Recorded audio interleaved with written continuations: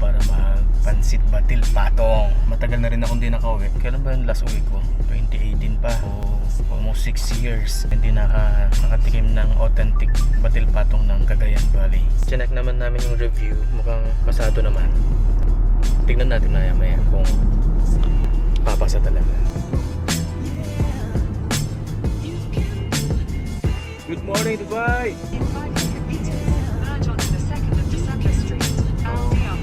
Nandito kami ngayon sa Satwa. Napakainit na ng panahon ngayon. Traffic mga boss. Excited akong kumain ng pansit batil patong ulit. Saan yung pinakamasarap na pansitan para sa'yo sa Tuguegarao, Brad? Sa ano dati? Jomars.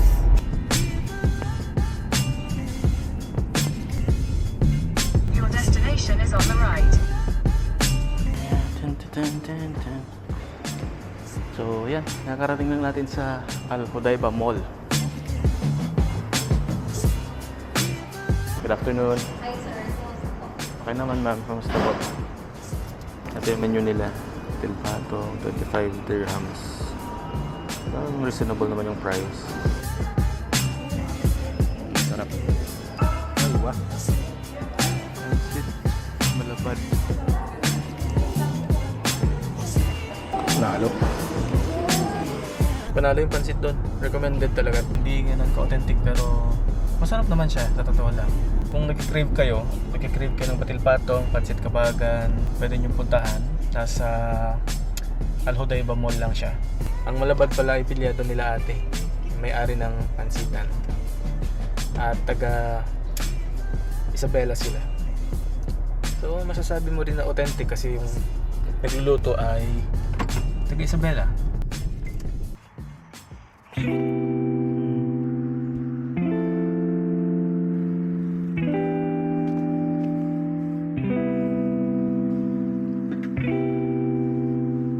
Nandito na ulit kami sa Ras Al Khaimah with Orca and Lily. 3 weeks na nung nagpa-check up siya. So good. Normal naman ata yung pagpayat niya kasi naging active siya buhat nung kasama niya na si Lily. Tapos do meron siyang iniinom na gamot para sa liver. Hindi ko alam kung bakit.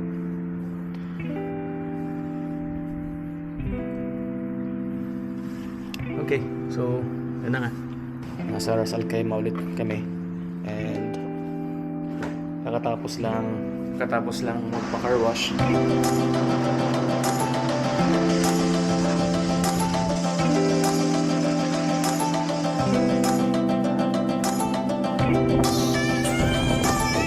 Bumili na rin ako ng maluluto. So, ayun. Luto muna tayo.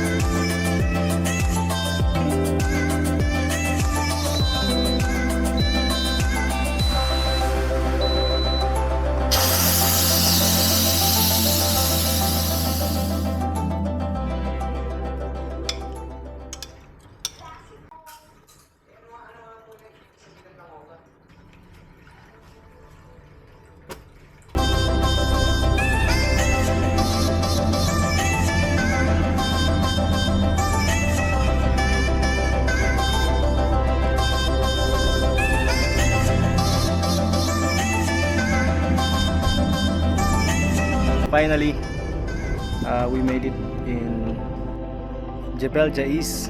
So, kompleto kami ngayon tatlo. Si Fritzy nasa sasakyan, doon siya matutulog mamaya. And then, we have 2 tents here. At yun, dito tayo sa labas mamaya kasama si Dwight, matutulog dito sa labas. Overnight camping tayo. At it's already 6:30. Enjoy natin itong araw na to dahil it's our third day sa bakasyon. Malapit lang tayo sa may view deck. Baba ka lang ng onte. Nandito yung site na kung saan kami magka-camp. So it's already 7 PM at naka-full we are fully set. Ang ganda oh. Ayan. Si Chef Dwight. Chef, anong niluluto mo, Chef? Spam, hotdogs. Wow. Healthy. Dito lang kami sa may malapit sa mismong daan actually. Itong mga to may mga cafeteria or hindi ko lang alam kung 24 hours na bukas yan.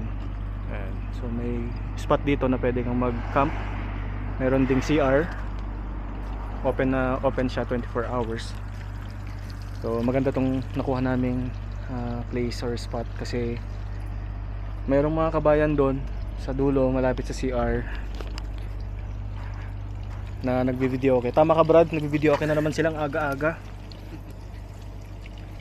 Kasi kanina Okay lang naman kahit mag-video okay sila. Basta hanggang 10. tama.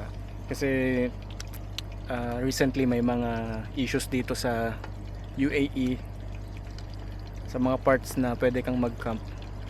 Dami nagrereklamo. Ano natin sila.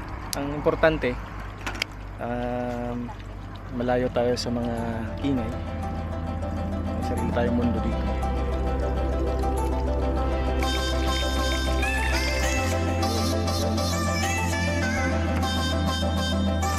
Luluto tayo ng sisig. Sisig sa bundok.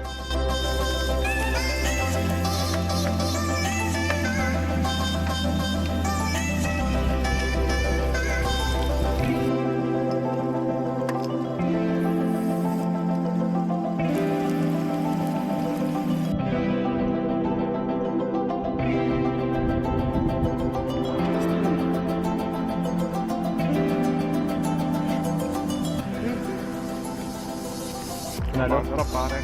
Tingnan ko.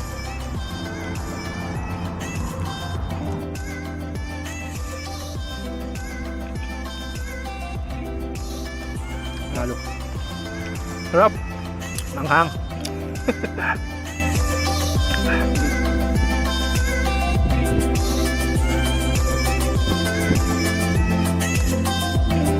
It's already 8 PM at medyo maganda na yung hangin. Dinner lang kami.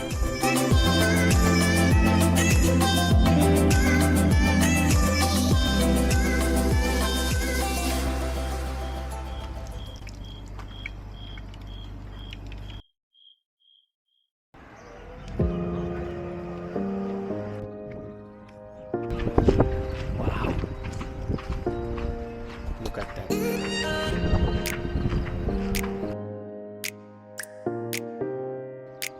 Nasa Cove Rota na kami ngayon.